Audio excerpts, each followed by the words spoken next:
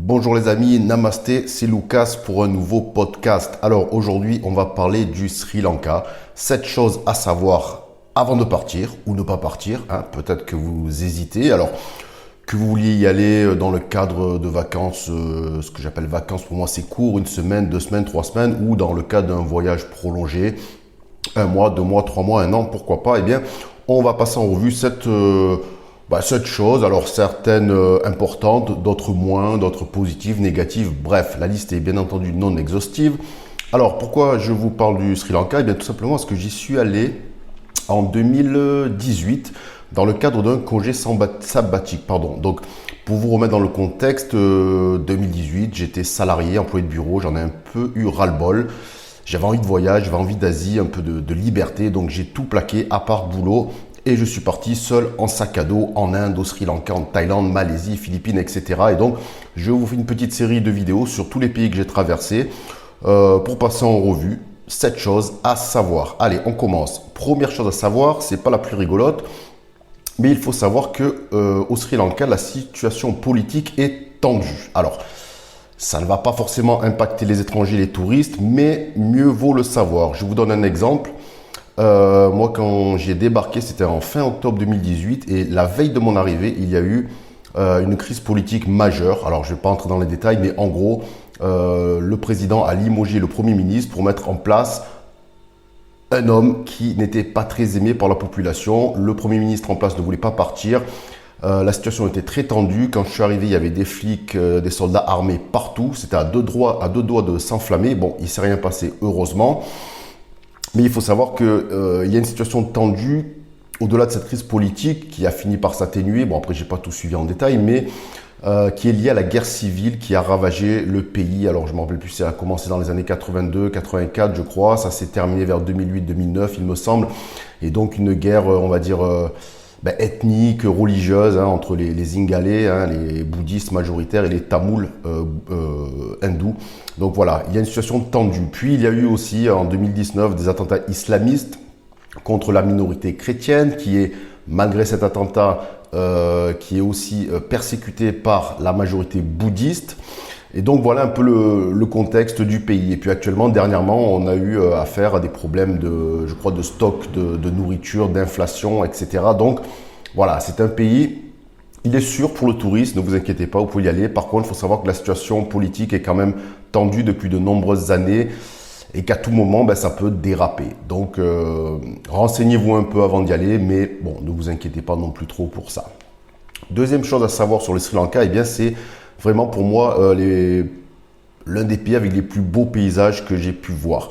Le Sri Lanka, les beaux paysages, je vous les trouverai avant tout. Il y a la mer évidemment, mais bon, pour moi le bord de mer, c'est beau, mais bon, ça n'a rien d'extraordinaire comparé on peut trouver encore plus beau sur les plages des Philippines par exemple, qui pour moi sont le summum de ce que j'ai pu voir. Mais ce qui est intéressant dans les paysages au Sri Lanka, c'est qu'on peut les parcourir en train. Alors vous savez, quand on pense au train au Sri Lanka, on a ces images un peu du vieux train avec la fumée qui sort comme dans les westerns, qui traverse des ponts en pierre, qui traverse la jungle. Eh bien, c'est vrai, c'est la réalité. Et donc, ce que font beaucoup de touristes, et ce que j'ai fait moi aussi, c'est de prendre ces trains avant tout, non pas pour la destination finale, qui vaut le coup aussi, mais avant tout pour les traverser. Alors vous avez par exemple, les plus connus, ça va être de Colombo, Kandy, et vous avez ensuite Kandy, Nuwara Eliya, je crois que c'est comme ça qu'on dit, et Nuwara Eliya, désolé pour la prononciation, jusqu'à Eliya, et Eliya, retour Colombo ou direction Galles, enfin peu importe. Mais en tout cas, si vous allez au Sri Lanka, prenez absolument le train. C'est un voyage dans le voyage. En plus, ce qui est bien au Sri Lanka, alors bien ou dangereux, ça dépend comment on voit les choses, c'est comme en Inde, c'est pareil, c'est que vous avez toujours, les portes du train sont toujours ouvertes. Donc vous pouvez, comme j'ai fait, comme on le fait tous, on s'assoit les pieds dans le vide à la porte d'un train et puis on voit défiler les falaises, la jungle, c'est extraordinaire. Alors rassurez-vous, les trains ne roulent pas très vite dans ces pays, donc même si vous tombez, bon, ça va faire mal, mais bon, c'est pas non plus la mort. Ensuite, troisième chose à savoir, dans le même ordre d'idée, toujours le côté nature, c'est que, alors peut-être que vous le savez, mais moi je ne le savais pas avant d'y aller, c'est que le Sri Lanka abrite une faune extraordinaire. Alors, pour prendre les animaux les plus connus, les plus emblématiques, on a l'éléphant, je crois qu'ils ont c'est peut-être en Asie le pays où il y a le plus d'éléphants, il me semble. En tout cas, il y a une population énorme. Les léopards, évidemment, des buffles, des crocodiles. Alors, les crocodiles, c'est impressionnant. Moi, j'en avais croisé, je sais plus quelle petite ville où j'étais, mais quasiment, pas en ville, faut pas non plus abuser, mais ouais, vous vous éloignez un peu de la ville, il y a des villages, vous avez les maisons et puis le cours d'eau à côté, puis t'entends, il y a un crocodile qui traverse la route, quoi. C'est assez impressionnant, c'est assez marrant. Donc, il y a des safaris à faire. Moi, j'en ai fait un, j'ai fait celui de Yalla. Ouais, c'est au sud du pays, je crois. Alors, safari, attention, c'est toujours pareil, hein, c'est comme ailleurs, j'imagine. Moi, mon safari n'a pas été terrible, hein, j'ai juste vu un éléphant. C'est déjà ça, vous me direz, mais voilà, c'est vraiment la loterie, hein. Peut-être que vous allez faire 5 heures de safari en jeep, vous allez rien voir, et peut-être qu'en un quart d'heure, vous allez tout voir. Voilà, c'est un peu au petit bonheur la chance. Donc, j'ai un conseil, si vous pouvez éviter, ne faites pas de safari quand il pleut. Moi, je l'ai fait en pleine pluie, j'avais pas trop le choix. Si vous pouvez éviter, voilà, attendez qu'il fasse beau parce que quand il pleut, les animaux ne sortent pas de la jungle et vous allez rien voir. Quatrième chose à savoir sur le Sri Lanka, là c'est un peu plus négatif et ça concerne surtout Colombo, même si ça concerne l'ensemble du pays, mais Colombo, attention, c'est impressionnant, c'est qu'il y a énormément d'arnaqueurs. Alors ils sont pas bien méchants, mais il faut se méfier. Donc en gros, l'arnaque numéro 1 à Colombo, si vous êtes là-bas, vous allez la vivre 10 fois par jour, je vous le garantis. À moins que ça ait changé d'un coup de baguette magique, mais ça m'étonnerait. Donc en gros, ce qui se passe, vous vous baladez dans la rue à Colombo, vous vous faites accoster par un type, c'est toujours un homme, hein, bien habillé, petite chemisette, tranquille, il arrive toujours par derrière et il commence à engager la discussion avec vous. Alors sur le coup, vous dites, bon, ben, c'est juste un mec sympa qui veut discuter, donc il pose des questions, d'où tu viens, où tu restes, qu'est-ce que tu vas faire, voilà. Il vous suit, alors il vous lâche pas, et puis ensuite il vous parle de sa famille pour vous rassurer un peu, et puis d'un coup, attention, arnaque, il vous dit, wow, mais tu n'es pas au courant, on célèbre, il y a une super fête hindoue, bouddhiste, à tel temple ou tel lieu, il faut absolument que tu y ailles, c'est vraiment l'événement de l'année, écoute, on va y aller ensemble. Et hop, un tuk-tuk, et il vous amène. Moi, je suis jamais monté, hein, parce que j'avais compris l'arnaque. Si vous montez avec ce tuk-tuk, eh bien, il va vous trimballer autour de la ville, il va vous larguer dans une zone où il se passe absolument rien, parce qu'évidemment, on ne célèbre rien.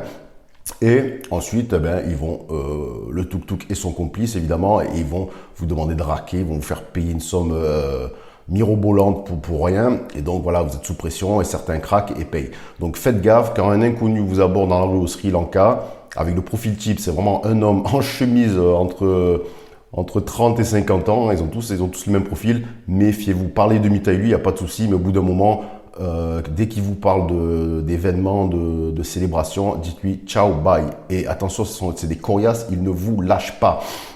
Alors ces arnaques, il y en a plein d'autres, hein. Il y en a aussi en Inde. Enfin bon, je vais pas tout développer, mais justement j'en profite, j'en parle dans mon livre là qui vient de sortir en mai 2022 qui s'appelle Aller simple pour la liberté. Donc c'est un livre où je vous raconte cette aventure extraordinaire de 8 mois seul en sac à dos en Asie. Je vous raconte ce que j'ai vu, ce que j'ai ressenti, mes rencontres, la culture des autochtones.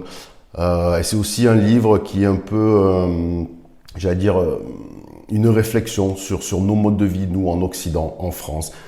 A-t-on vraiment les vies auxquelles on aspire? Est-ce que la sécurité, le confort, vraiment, est-ce donc ça dont nous avons besoin? Eh bien, écoutez, j'en parle dans ce livre.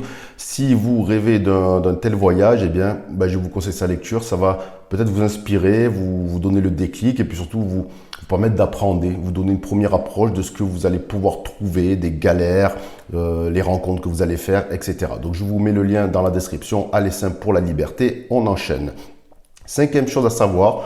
C'est anecdotique, mais pour un Français, peut-être pas tant que ça. Donc, si vous aimez bien boire de la bière ou de l'alcool tout simplement, attention, au Sri Lanka, c'est très très réglementé. Alors, première chose à savoir, c'est très mal vu de boire de l'alcool. Hein, les bouddhistes sont pas trop portés sur ça.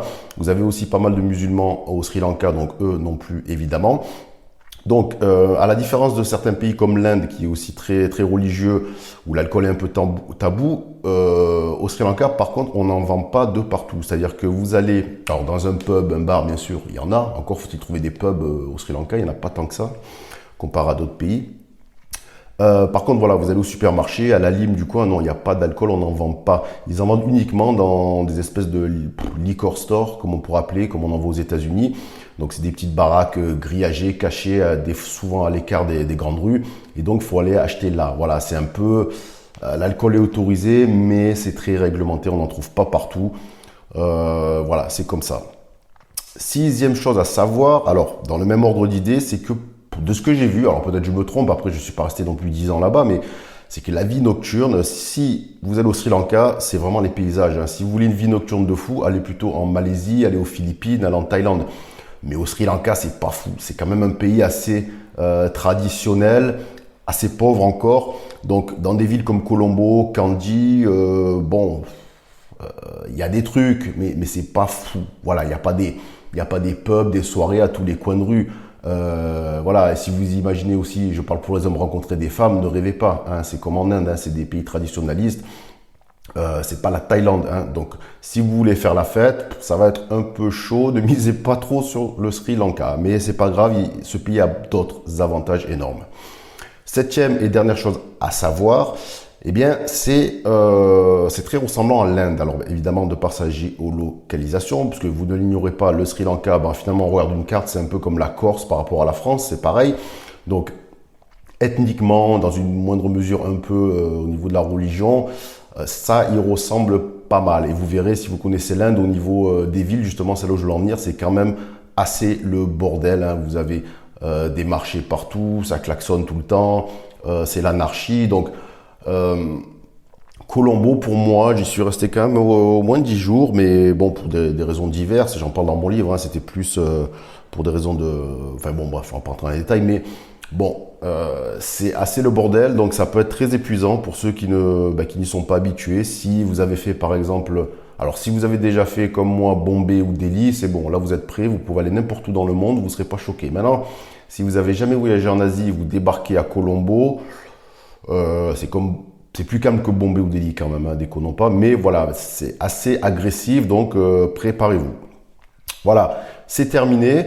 Donc je ferai d'autres vidéos où elles sont peut-être déjà sorties, je ne sais plus dans quel ordre je vais les faire, sur les autres pays, hein, Malaisie, Philippines, Thaïlande, Vietnam, etc. Et puis mon livre, Aller simple pour la liberté. Je vous embarque avec moi en Asie en sac à dos. Je vous mets le lien dans la description. Ciao, ciao.